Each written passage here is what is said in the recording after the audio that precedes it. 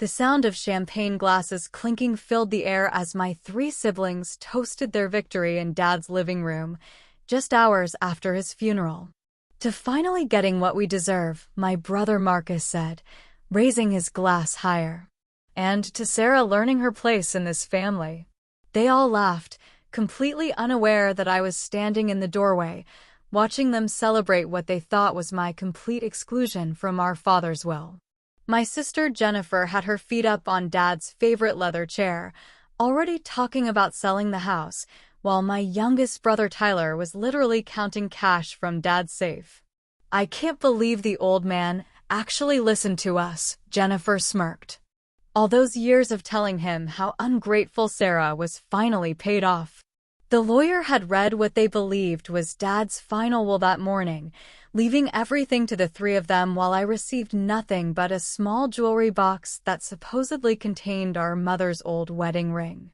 They thought they'd won the ultimate prize, but they had no idea what was really inside that box, or that their celebration was about to become the biggest mistake of their lives. Let me take you back to understand how we got here, because this story doesn't begin with triumph. It begins with 32 years of me being treated like the family scapegoat. Growing up, I was always the one who didn't quite fit their mold. While my siblings were loud, demanding, and constantly competing for attention, I was quiet, studious, and seemed to fade into the background. My mother died when I was just 8 years old, and instead of bringing us together, her death created a divide that would define our family for decades. Marcus, being the oldest at 15, immediately appointed himself as the family spokesperson, deciding what was best for everyone else. Jennifer, just 2 years younger than him, became his devoted follower, always eager to please and gain his approval. Tyler, only a year older than me, learned early that siding with them meant protection from their cruelty. And me? I became their convenient target, the one they could blame for everything that went wrong in our fractured family. Dad threw himself into work after Mom died, building his construction company from a small local business into a multi-million-dollar empire. He was gone from dawn until dusk, leaving us kids to raise ourselves most of the time. My siblings used his absence to establish their hierarchy, with me firmly planted at the bottom. They'd tell Dad I was the troublemaker, the one who broke things, the one who couldn't be trusted. "Sarah left the back door open, and now we have a raccoon problem," Jennifer would lie. "Sarah was supposed to feed the dog, but forgot again," Marcus would add. "Sarah used all the hot water and made us late for school," Tyler would chime in. Dad, exhausted from work and drowning in his own grief, never questioned their stories. He'd look at me with disappointment, sometimes shaking his head like he couldn't understand how I'd turned out so differently from my siblings. What he didn't see was how they'd corner me after he left each morning, warning me that if I ever told him the truth, they'd make my life even more miserable than it already was. The pattern continued through high school and into college. While my siblings chose expensive private schools and demanded Dad pay for everything from tuition to spring break trips, I worked part-time jobs and applied for scholarships to attend the state university. "Dad shouldn't have to pay for Sarah's education," Marcus announced during one family dinner. "She's not even going to amount to anything anyway." Jennifer nodded in agreement. Besides, she's always been the smart one. "Let her figure it out herself." Tyler, always the follower, added, "Yeah, we need the money more than she does." Dad looked at me across the table, and I waited for him to defend me, to tell them they were wrong. Instead, he just sighed and said, "Well, Sarah, you've always been independent. I'm sure you'll manage." That night, I cried myself to sleep, feeling more alone than ever. But I also made a decision that would change everything. I was going to prove them all wrong, not by fighting them, but by becoming more successful than they ever imagined possible.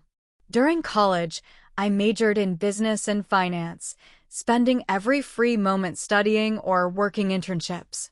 My siblings, meanwhile, partied their way through their expensive schools, calling Dad whenever they needed money for rent, car payments, or bail money in Tyler's case.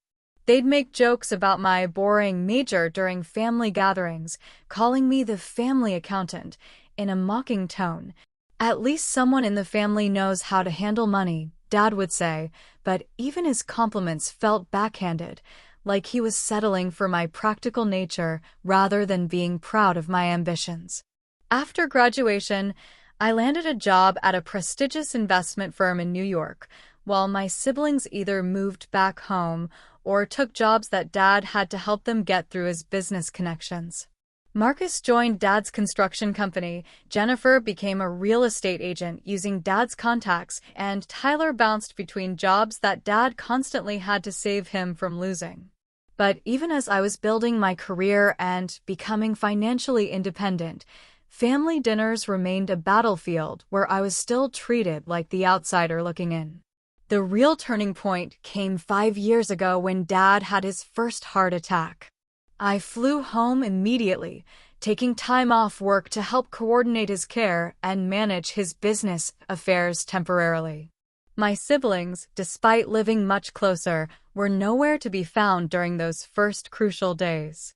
Marcus was on a golf trip he refused to cut short. Jennifer was dealing with her own divorce drama, and Tyler was recovering from another DUI arrest. I spent 2 weeks by Dad's bedside, handling everything from medical decisions to keeping his business running. When he finally came home from the hospital, I thought maybe this experience had shown him who really cared about his well-being. But within a month, my siblings had convinced him that I was only being helpful because I was after his money. "You know Sarah's always been calculating," Jennifer whispered to him when she thought I couldn't hear. "She's probably already planning what to do with your business." That conversation broke something inside me, but it also ignited a fire that had been smoldering for years. If they wanted to paint me as the opportunistic daughter, then maybe it was time I started playing the game by their rules. After Dad's heart attack, I made a decision that would seem contradictory to everything I'd been building in New York. I moved back home. My siblings were thrilled, thinking this proved their theory that I was finally showing my true colors as a gold digger. "Look who's suddenly interested in family," Marcus sneered during the first family dinner after my return. "Funny how Sarah only comes around when Dad's health is failing." Jennifer added her usual poison. "I guess that fancy job in New York wasn't working out after all. Good thing Daddy's here to catch you when you fall." Tyler, emboldened by their support, actually laughed out loud. "What's next, Sarah? Are you going to move into Dad's house and start playing nurse?" What they didn't understand was that I hadn't left my career behind. I'd negotiated a remote position that actually paid more than my previous role, and I was using the geographical change as an opportunity to be closer to Dad during what I suspected might be his final years. But I let them believe their narrative because it served my purposes perfectly. Dad's business had grown substantially over the years, but his record-keeping was a disaster. Bills were paid late, contracts were poorly managed, and he was losing money on jobs because he trusted people to do right by him without proper oversight. My siblings, who were supposed to be helping him, were actually making things worse. Marcus would approve expensive purchases without checking the budget. Jennifer would promise clients discounts that eliminated all profit margins, and Tyler had somehow convinced Dad to hire 3 of his unemployable friends at premium wages. "Don't worry about the details, Dad," Marcus would say whenever anyone questioned their methods. "We've got everything under control." Meanwhile, I quietly began documenting every financial irregularity, every missed opportunity, and every instance of their mismanagement. I wasn't trying to sabotage them, I was trying to save Dad's legacy from their incompetence. But when I tried to bring these issues to Dad's attention, my siblings were quick to frame it as me being controlling and ungrateful. The family dynamics became even more toxic as Dad's health continued to decline. He had 2 more minor heart episodes over the next 3 years, and each time, I was the one who dropped everything to be there. I coordinated with his doctors, managed his medications, and made sure his business continued operating smoothly. My siblings would show up for the dramatic moments, rushing to the hospital with tears and loud declarations of love, but they'd disappear as soon as the crisis passed. During Dad's third hospital stay, I overheard a conversation that changed everything. Jennifer was on the phone in the hospital corridor, talking to someone about Dad's will. "Don't worry," she was saying, "Marcus already talked to Dad's lawyer about updating everything. Sarah's been getting too involved in the business, and we can't let her think she has any claim to it. Dad's finally seeing her for what she really is, a manipulator who only showed up when it benefited her." My blood ran cold as I realized they weren't just excluding me from family decisions. They were actively working to ensure I'd be written out of Dad's will entirely. That night, I did something I'd never done before. I confronted Dad directly about what I'd overheard. His reaction wasn't what I expected. Instead of being angry at my siblings for their scheming, he seemed hurt and confused. "Sarah, I don't understand why there's so much fighting in this family," he said, looking older and frilier than I'd ever seen him. "Your mother would be heartbroken to see how you kids treat each other." I tried to explain what had been happening, how my siblings had been manipulating situations and finances, but Dad just looked tired. "Maybe you should focus on building your own life instead of worrying so much about mine," he said finally. "I've already made my decisions about the future, and I need you to respect that." Walking out of his room that night, I felt a familiar ache, the same feeling I'd had countless times growing up when I realized that no matter what I did, I would never be the child he chose to believe in. But this time, instead of just accepting defeat, I decided to take a different approach entirely. The next morning, I called my college roommate Jessica, who is now a successful estate planning attorney in Chicago. "Jess," I said, "I need some advice about something, and I need you to be completely honest with me about my legal options." Over the next hour, I explained the entire situation, the years of manipulation, the financial mismanagement, Dad's declining health, and my siblings' active campaign to exclude me from any inheritance. Jessica listened without judgment, asking pointed questions about documentation and timeline. "Sarah," she said finally, "what you're describing sounds like elder abuse and financial manipulation. If your father is making decisions about his estate based on false information your siblings are providing, there might be grounds to challenge those decisions. But more importantly, if they're mismanaging his business assets while he's incapacitated, they could be held liable for damages." She paused, then added, "The question is, do you want to protect your father's interests, or do you want to win a family war? Because those might require very different strategies." I knew exactly what I wanted. I wanted justice for 32 years of being treated like I didn't matter, and I wanted to protect Dad from the people who were supposed to love him most. Jessica helped me understand something crucial. Dad's business wasn't just a family legacy. It was a legal entity with fiduciary responsibilities to its employees, clients, and stakeholders.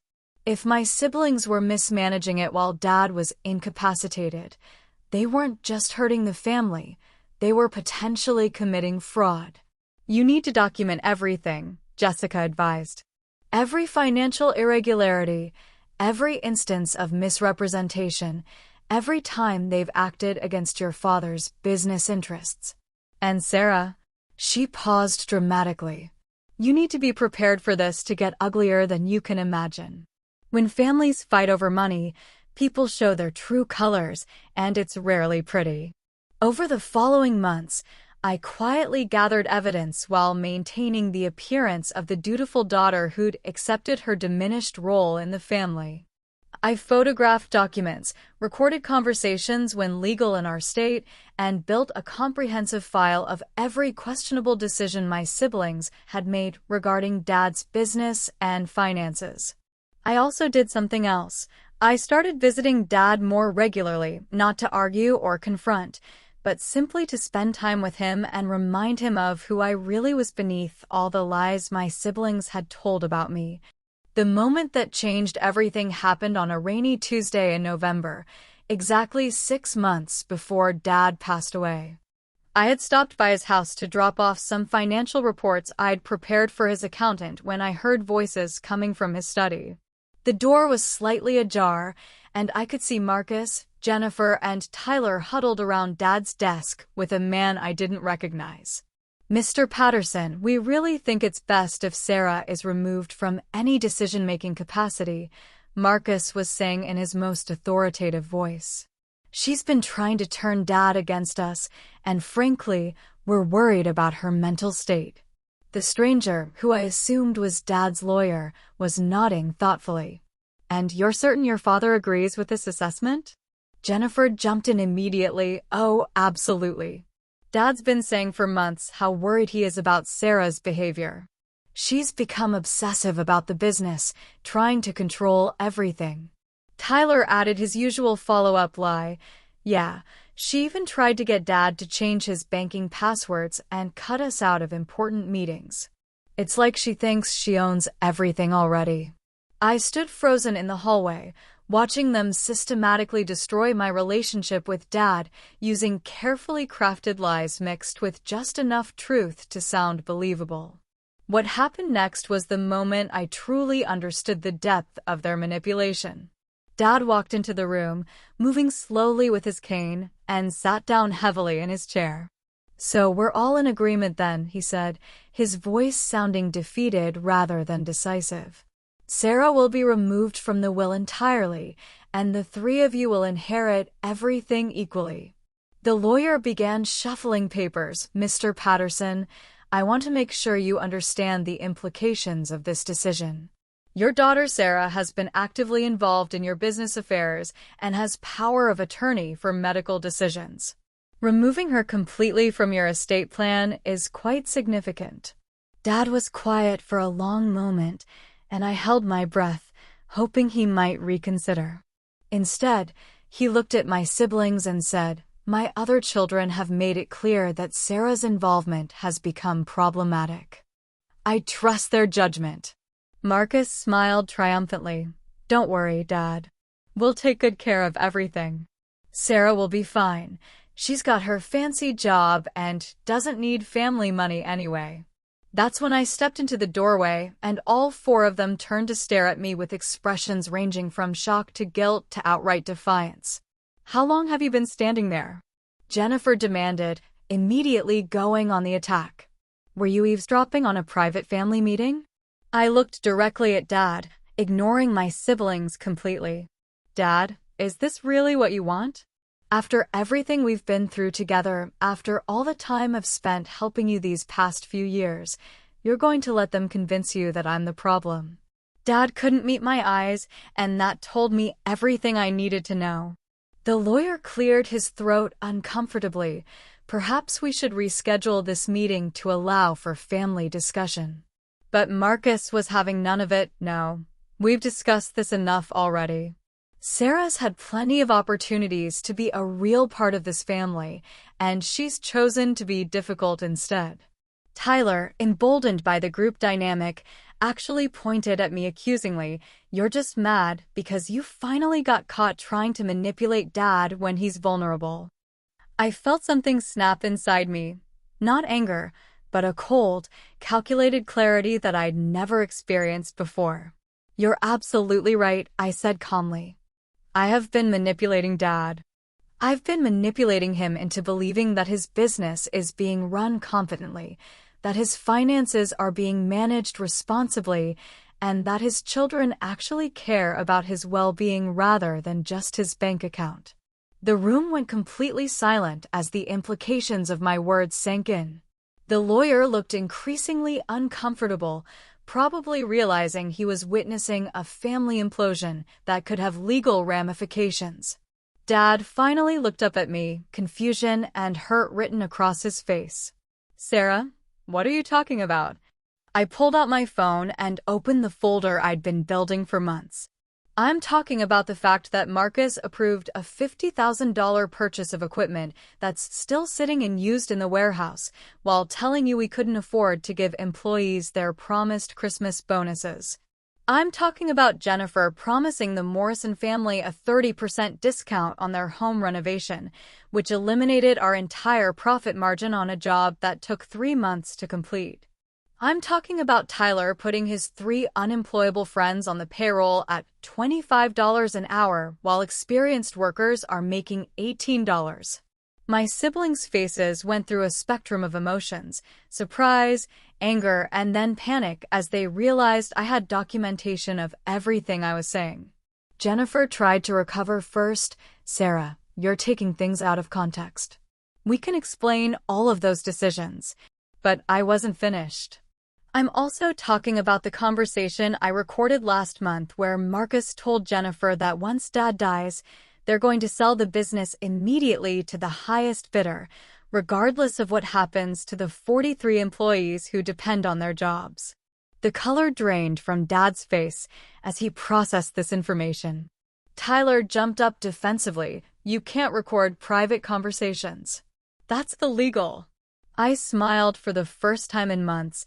"Actually, Tyler, in our state, only one party needs to consent to recording a conversation, and I was part of that conversation since you were talking about me too." I turned back to Dad, who looked like he'd aged 10 years in the past 10 minutes. "Dad, I've spent the last 6 months documenting every financial irregularity, every poor decision, and every instance where my siblings have prioritized their own interests over yours or the business's. I have bank statements, email chains, recorded conversations, and witness testimonies from employees who are scared to speak up because they know Marcus will fire them." The lawyer was now taking notes furiously, probably realizing this family meeting had turned into something that might require legal intervention. Marcus finally found his voice, but instead of denial, he went straight to attack mode. "This is exactly what we've been talking about, Dad. Look how she's trying to turn everyone against us with her little conspiracy theories and illegal recordings." Jennifer joined in immediately. "She's been planning this for months, probably years. She moved back here specifically to manipulate you and steal our inheritance." Tyler, always the follower, added, "Yeah, and now she's threatening us with lawyers and trying to scare you with lies about the business." But their panic was showing, and Dad was smart enough to recognize desperation when he heard it. He looked at each of them, then back at me, and asked the question that would change everything. "Sarah, do you have proof of what you're saying?" I pulled out a thick folder from my purse and set it on his desk. "Dad, I have enough proof to show that if things continue the way they're going, your business will be bankrupt within 2 years, and several of your employees have grounds to sue for wrongful termination and wage theft." The room fell completely silent except for the sound of rain against the windows, and I knew that everything that happened next would determine not just my future, but the future of everything Dad had spent his lifetime building. The silence in that room stretched for what felt like hours, but was probably only seconds. Dad's hands were shaking as he opened the folder I'd placed on his desk, and I watched his face change with every page he turned. Bank statements showing unauthorized withdrawals, email chains where my siblings discussed selling equipment and pocketing the money, photographs of the unused machinery Marcus had purchased with company funds. It was all there. Meticulously organized and impossible to deny. "This can't be right," Dad whispered, but his voice carried the weight of someone who was beginning to understand they'd been betrayed by the people they trusted most. Marcus made one last desperate attempt to control the narrative. "Dad, don't let her manipulate you with fake documents. She probably created all of this on her computer to make us look bad." But the lawyer, who had been quietly reviewing some of the papers, cleared his throat and said, "Mr. Patterson, these bank statements appear to be authentic, and some of these transactions would require investigation by the authorities if they weren't properly authorized." That's when I knew the tide had finally turned. Jennifer started crying. Not the genuine tears of remorse, but the calculated tears she'd been using to manipulate Dad since we were children. "Daddy, you have to believe us. Sarah's been planning this for years, probably since Mom died. She's always been jealous that we were closer to you." But Dad wasn't looking at Jennifer anymore. He was staring at a particular document that showed Tyler had been using the company credit card for personal expenses including bar tabs, casino visits, and what appeared to be payments to a bookie. "Tyler," Dad's voice was barely above a whisper, "you told me you'd stopped gambling after your last arrest." Tyler's face went white as he realized which document Dad was holding. "Dad, I can explain that. Those weren't gambling debts, they were loans to help a friend."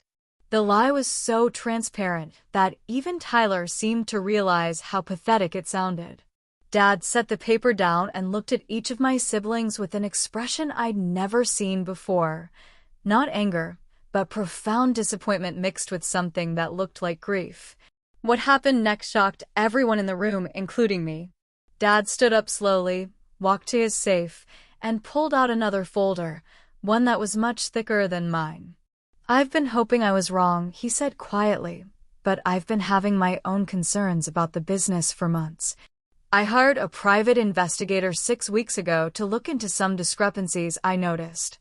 My siblings' faces went from defensive to terrified as Dad opened his folder. "Did you really think I was so senile that I wouldn't notice $200,000 in missing inventory? Or that I wouldn't question why our most experienced foreman quit without explanation?" He pulled out a stack of photographs showing Marcus meeting with competitors, apparently selling our client lists and bidding information. Or that I wouldn't eventually discover that my own son was selling company secrets to our biggest rival?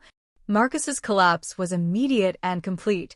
He didn't even try to deny it, just sank into his chair with his head in his hands. Jennifer and Tyler stared at their brother in horror, finally understanding that their scheme had been much bigger and more destructive than even they had realized. The lawyer was now frantically taking notes, probably calculating his own liability in this situation. "Mr. Patterson, if what you're alleging is true, we're talking about embezzlement, fraud, and possibly conspiracy charges. I think I need to recommend that you contact the authorities before we proceed with any estate planning." Dad looked older and more fragile than I'd ever seen him, but his voice was steady when he spoke. "I've already contacted the district attorney's office. They'll be opening an investigation next week." The words hit my siblings like physical blows. Jennifer's fake tears turned into genuine panic. "Dad, you can't send your own children to prison. Think about the family. Think about your grandchildren." But Dad's response showed me that somewhere deep inside, the father I'd always hoped existed had finally emerged. "I am thinking about family, Jennifer. I'm thinking about the 43 families who depend on this business for their livelihoods. I'm thinking about the clients who trusted us with their homes and their dreams. And I'm thinking about the daughter who tried to protect all of that while you three were destroying it." Tyler made one final desperate play. "Dad, if you let us make this right, we'll pay everything back. We'll work for free. We'll do whatever it takes." But Dad was already shaking his head. "Son, you can't pay back trust. You can't repay the damage you've done to our reputation, or the stress you've caused our employees, or the years of lies you've told about your sister."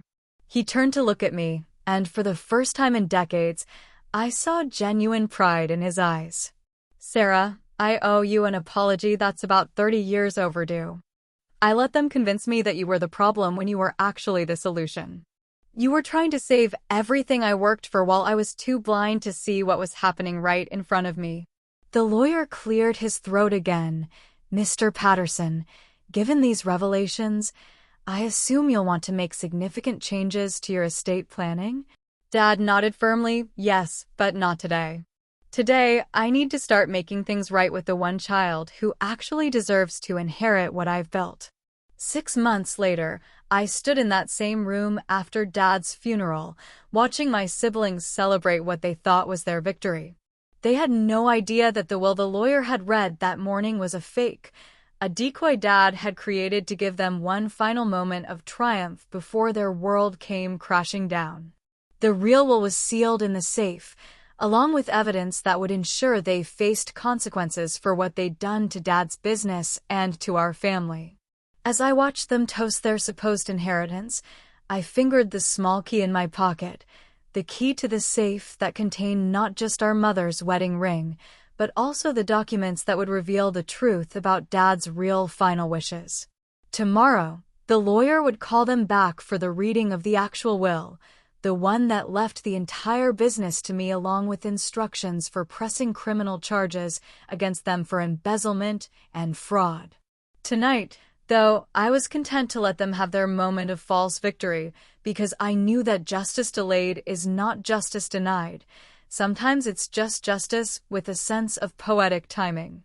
Dad had taught me that patience and documentation would always defeat manipulation and lies, and tomorrow, my siblings were about to learn that lesson in the most devastating way possible.